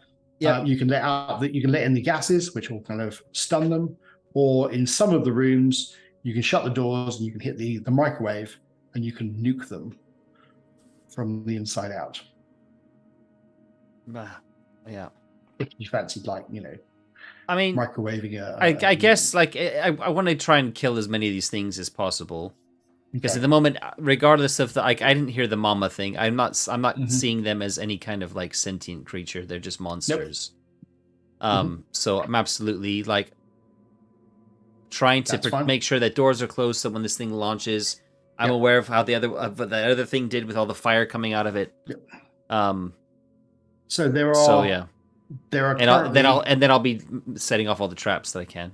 Yeah, so there are currently 16 Omega Mutants, 5 of which are out. The rest are all in their cells, and there is a little camera in every single cell. And then there is also a cell that has the Titan in, which is this large slug-like thing. But you've locked all the doors; they can't get out. So yeah, you're kind of trying to do this. Gia, you kind of come running in as the door shut behind you. Dara, you are fighting in the doorway of this other one with this mutant that's kind of like trying to pull her to the side. You've kind of done that, and it kind of looks at you as you do that, and it basically looks at you and kind of like shouts at you. I'm probably keeping half an eye on this on the like the video feed as well. While I'm doing all this other stuff. Sure, but it doesn't seem to do anything to you as it shouts at you. Where's Gia right now? Is Gia in the control center? Gia's just coming into the control center door, essentially. So it's like run past Dara. No. So Dara's moved up, so she's kind of like coming behind Dara. So right, I go back to the map. So Dara is now. I'm gonna shout as I see her running towards us on the video feed. Yeah. And Silas, you're here, and Gia's just kind of joined you, and Dara is. Aha, okay. So she's not anywhere near Dara right now. No. Yep. Wait, as I see Gia running in, I'm gonna basically turn to her and say, I'm trying to keep the rest of them out. I'm trying to kill as many of them as I can, but maybe you should use that fancy artifact that you've got. And try and help Dara. Isn't that dangerous to use in here? I don't think Dara's gonna mind if it's gonna help him not die. Okay, sure. And I grab the assault rifle and hop back out to Dara. As you do that, actually, can I just quickly ask: are there any traps like near where Dara's fighting the thing? Yeah. So as soon as, well, in fact, there are actually traps all along the outside where you are. So around the actual control center, the whole corridor is electric. So you could turn the whole corridor on, and you'd zap whatever's on the corridor. But obviously that would zap Dara as well. Or if you can get into the other room, you can shut the door and then either microwave it, or you can send out the gas. So there's also gas in the room as well, so you can knock everyone out if you wanted to. It's like a knockout gas. It's not a like just poison gas. But it would probably take a while to get the gas back out if we needed to pass through there. Yes, So maybe so you have to wait for it to the go. zapping is quicker and more temporary. I mean, Yeah. So while you're having that little bit of a discussion, Dara, so you've kind of got your machete raised, as you can see another Omega Mutant coming in from behind it. What are you going to do? I'm going to chop this. I want this doctor who wanted to kill all. Who put babies in pickles in pickle jars, and who burnt and caged ant. I want her to see suffering, and then I want her to suffer. So Okay. I'm going to machete this thing. Machete away, sir. Okay. That's my machete gone. Only if you push. Only if you push. Only it. if I push. And you definitely take at least 1 strength damage as well if you push that, and you're being attacked by the thing. Yeah. Do you have any mutation points you can use for anything? I do. wouldn't I just have to drag Dara out of there and then we can electrocute the thing? Yeah. Yeah, I'll Decisions. I'll attack again. I'm allowed to attack. You can twice. indeed. Yep. So that's going to be using one of my mutation points. Yep. Down to 0. And the machete. Same roll again. Yeah. Oh, I'd push that one. Yeah. Oh, God. Okay. Got another mutation point at least. You get another mutation point. Yeah, so you kind of hack at it and you kind of like take a massive chunk out of it. Well, let's see, does it take a massive chunk out of it? Probably, because my rolls are rubbish for the armor. Oh no. Yeah, you kind of whack it and it kind of like takes a bit of a kind of like cut on the arm. And it kind of looks at you as it's trying to drag Retzius back. And as it's dragging Retzius back, another one of the Omega Mutants steps forward. Gia, you step out into the hallway. Grab Dara, drag him in here. Yep, is exactly what I'm going to do. So you'd have to like run up the corridor, grab Dara, bring Dara back. You're talking 2 actions, maybe 3. Yep. Okay. So you were running up towards Dara. Dara, you have an action. Well, couldn't she spend a mutation point? You could use your frog legs to jump all the way there. To do that like long one from like get to short. Oh yeah, totally. You could do, if there's absolutely. anything I have, it's mutation points.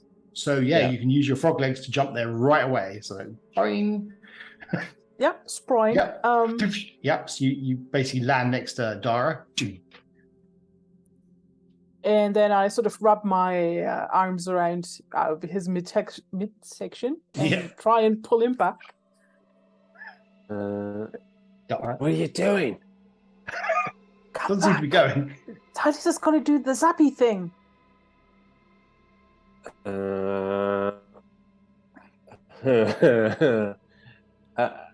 Have you got any manipulate? Oh, opposed manipulation? Yeah. If you want to give it a go. Well. So my manipulation is -2. So yeah, there's That's fine. yeah, I'll come with you. Yep. Just wow. just hold still. I'll do the hoppy bit back. You need to spend, if you want to hop back with him, spend 2 mutation points, and I'll allow you to kind of just use all your might, trying to drag. It's not pretty and it's not nice, but you're like, bah, bah. It's a couple of hops and bounds as you do that. Well, we just want to be faster than the mega mutants following up. So that we can get the door between them and us. Yep. So you kind of, as you hop back, they don't give chase. They go back into the living area, away from the control room. Oh, that's convenient. With Dr. Ratzius, as you kind of make your way to the control room. I'm going to close. Yeah, go on. Yeah, once you get back into the control room, you can see what Silas is doing. Yeah. So I mean, as soon as they're through those doors. Yep. You shut the doors. We give them the old zapparoo. Yeah, shut the doors and then zap them. Yep, you zap them, and they kind of, all 3 of them get electrocuted. They hit the floor. One of them is kind of like trying to get up and kind of move. And presumably zap them again. Absolutely brutal. Yep. Probably have to zap them 2 or 3 times before they stop moving. Yep. I will be zapping them until they stop moving. Yep. Yep, they're definitely down and maybe slightly. Again, I'm not aware that one of them said mama, so no. Yeah, they're just monsters. Yep. So this is what you can see. In the meantime, you can see this thing counting down. You can see the Hell Drivers. They're all kind of like running down the stairs into the top ring. Of the top missile ring, silo? Yeah, of the missile. Well, so they are. Oh, the top ring here. Yeah, so they're kind of coming down. So down the stairs into the sort of like top ring rather than being where you guys are. Right. And you realize that you see what you don't have in the top ring, and the top ring seems to be quite old and well used.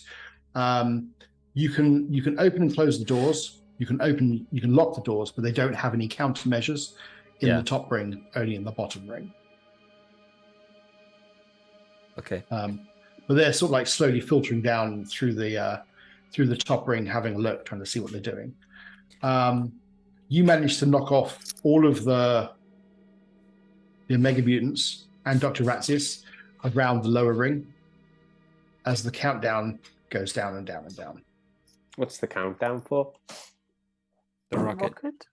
Oh, right. It's been activated. You recognize that. You can definitely recognize the sound of the recognize the countdown. It's a lot less rumbly and noisy than the last one. Yeah, and it's a lot less on the same side of an airlock to me. So yeah, that was not fun. So you're gonna watch the sort of like counts go down. As you're doing that, you can see that in the actual silo there is a person moving, which you didn't have CCTV cameras on, and you can see Melvin. He's managed to get himself into one of the silver rot suits, and is trying to sort of like put this helmet thing on. You're trying to screw it on, kind of thing. You can see he's like bloodied and hurt, and there's like the bandages and stuff. And he's kind of like trying to get the little thing that he's trying to stand on to work. And you can see the little thing he's standing on starts to go up as it's going towards the top of the rocket, and it kind of goes out of the CCTV view. I guess he's escaping. I mean, we could stop them and be sort of pigs in space. And eventually he kind of gets to the top, and you can see he kind of is kind of like looking around, and he can't get into the rocket. Oh, He's like poor trying thing. to. So he's like, you can see he's like holding his head, trying to. He's kind of opening. There's obviously some kind of keypad or something on the side of the rocket. He's trying to remember. He's like, kind of looks up and around. And he's like, looks down, and he's tapping away. Silas, can you bring the platform he's on down? I don't think I control anything inside there, is what Ed said. Yeah, you can't control anything in there. No, I can't control anything inside that room that he's in with that rocket. You can control. It has to leave here. What about the hole that it creates in the ceiling? You then, as you say that, you get a warning to say that the ceiling is opening, and the top of the silo opens. You can see like a panic look on his face. He's like, he's like randomly pushing buttons and stuff, really kind of hard, stopping, thinking. You can suddenly see there's through his little like bubble. You can see this kind of. He pushes in some buttons, and the side of the door of the thing opens. And he's like, the camera's towards you, and then he gets into the rocket, and the door shuts. And then you see there's an actual feed in the rocket as well. And he kind of like sits down. There's like 6 seats in a circle, and he kind of like puts himself in and straps himself in and pulls all these straps and stuff, and he just waits. Poor Melvin. The countdown, and then it gets closer and closer and closer, and then there's a rumble sound, a very high-pitched screeching sound, and you see the rocket start to lift off on the CCTV. The CCTV camera then catches the bottom of the rocket, and then it disappears, and then off goes this rocket into the atmosphere. And it goes off, leaving you all sitting in the control room, waiting for the hell drivers to come down. Well, I mean, when they do, we've got the countermeasures, so... Yeah, you've got all the countermeasures and everything else. And there's 7 or so Omega mutants left in cages, so... Yep. So the plan being, presumably, would be to take out all the hell drivers as they come down. Zap I think them, so. All them, and okay, that's fine. It probably means you have to sit tight for a few hours. Sure. And then, sort of over the course of maybe about 6 or 8 hours, you manage from the control room realize that you have a lot of control over everything. Before you know it, 8 hours later, you've got rid of all the hell drivers, all the mutants, and you're left with Eden as yours. I mean, that's what you want, isn't it? Yeah, it's not what it was made out to be. No, it's got like dead babies preserved in pickled juice. Yeah, Apparently they ran out of food too. Crematoriums, so just go back which is to the also a nice bit school and grim. the garden and everything. Yeah, I mean, it's not the greatest, but at least we didn't climb into a rocket. No. it's true. That's true. And everybody was mad. Everyone, it turns out, was very mad. The only person that's left alive, other than yourselves, is a woman in a cryo chamber. God, there's going to be other people who are still like in cryo sleep because we only woke 2 of them up, right? There were 3 people in cryo sleep. There are 10 There are 10 cryo tubes, but there are only 3 people that were in cryo tubes. And 2 of them are dead, right? Okay, so there's 2 one. of them are dead. So it's just one nice left. to wake her up, just because let's she's wait. all alone now, and she's just going to run out of power at some point. Well, leaving you, Eden, You've made a significant dent into the Hell Drivers, so you probably won't have to worry about them chasing you anymore. And you kind of got to the bottom of what Eden was sort of about. You also know where your elder is from, and more importantly, you know their name. And you now technically, this place could sustain you for the long term if you did it up and had your own, I guess, new arc, I suppose. I mean, that's Cool. That's good. That feels like a success, and that we didn't get. We're all live too. That's good. I'm surprisingly, you're all alive. And I think that seems like a great place to end it off. Yeah, definitely. Finishing off the arc of New Eden. I'm just kind of curious.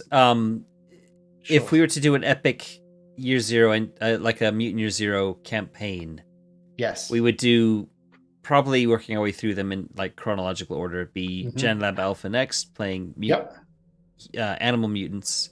Yep. Then Mechatron playing robots, and then Elysium playing non-mutated humans in Elysium. And I think you've also got the Grey Death is like a combined. Yeah, it's like more like an adventure scenario sandboxy thing. I think I've not actually read it.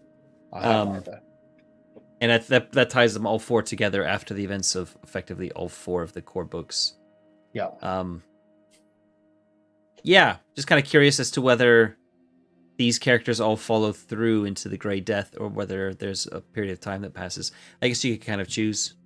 Yeah, you can pick. I guess you can get to a point where once you've done all of them and you go to do the Grey Death, you can pick whichever character you'd wanted to kind of play and put them together in a new kind of group, I guess, setting.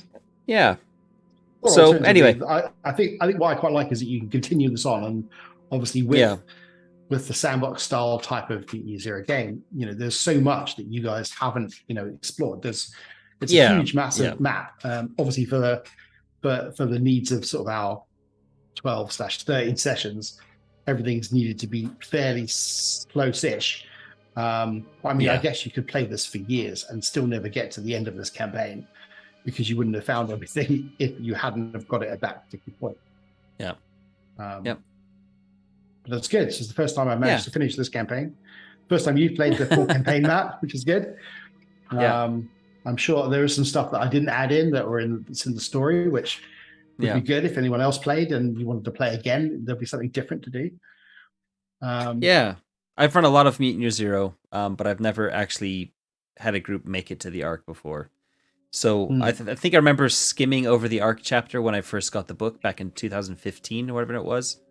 But I've forgotten all the details other than I remember that there were those like the Omega mutants creatures. I remember they were in Eden, but other than that, I kind of had forgotten everything else.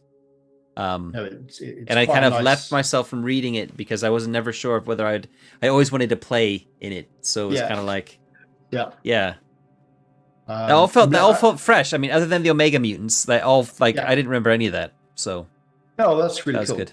I do that with all the books.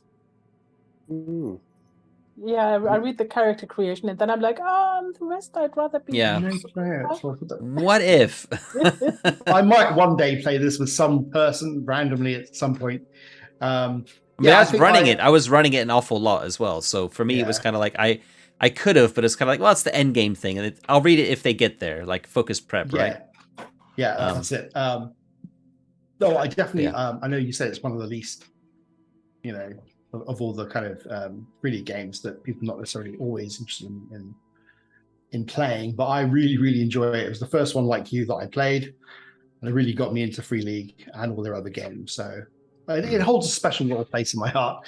I think I enjoy it. It's nice. It's simple. It's you can have so much fun with it.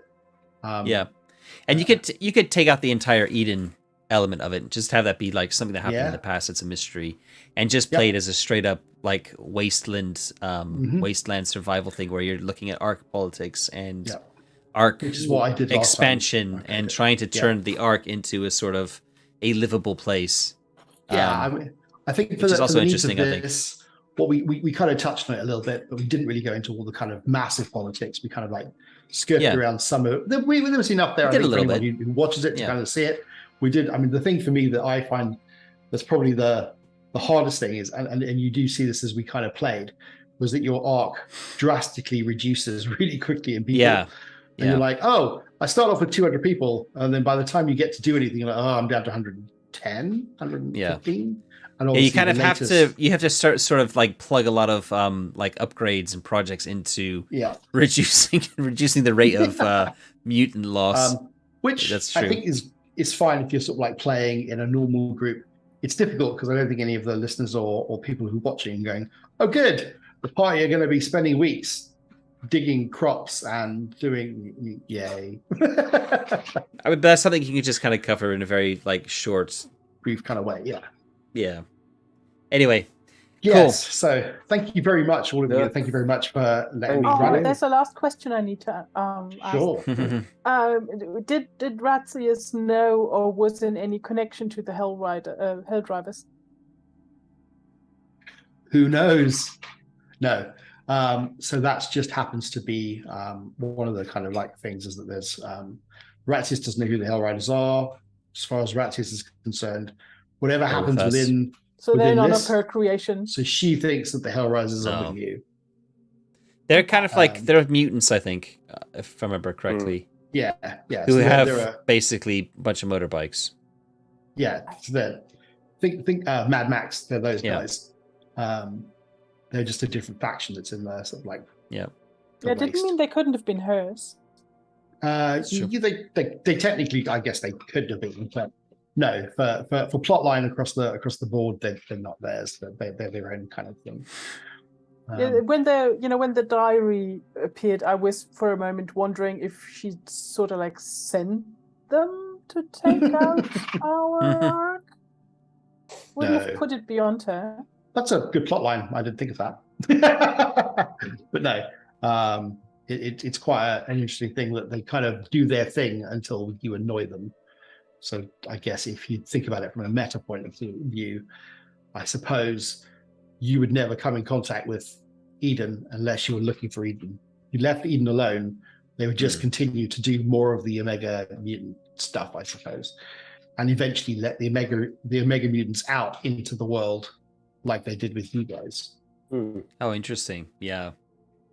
Then you would have a completely different kind of mutants that were bigger, better, faster, all the rest of it. You know, suddenly like appearing, like being spotted and stuff, and killing our own mutants, probably. Yeah, so interesting. Interesting. Quite a cool thing. Yeah. So. Yeah. Cool. All right, I think we're gonna stop the stream. We'll stop season 1 of our Mutant Year Zero campaign there, and whether we come back to a second season kind of hinges on a number of factors. Really comes down to. The Patreon supporters for the stuff that I produce. There's a link in the description, by the way, for that.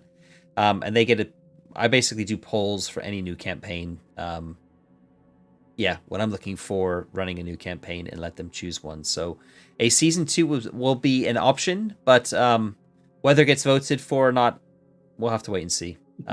It certainly won't be happening anytime in the near future because there's a bunch of other stuff queued up. So. Anyway, if you did enjoy the series, then by all means, let us know in the comments. And as always, hit the subscribe and like button to make me a happy boy. And that's it from us. Thanks very much. Thanks again, Ed. Thank you, everyone. Much appreciated. Always happy to do it. Yeah. Cheers. And catch you, I guess, in the next video. Bye-bye.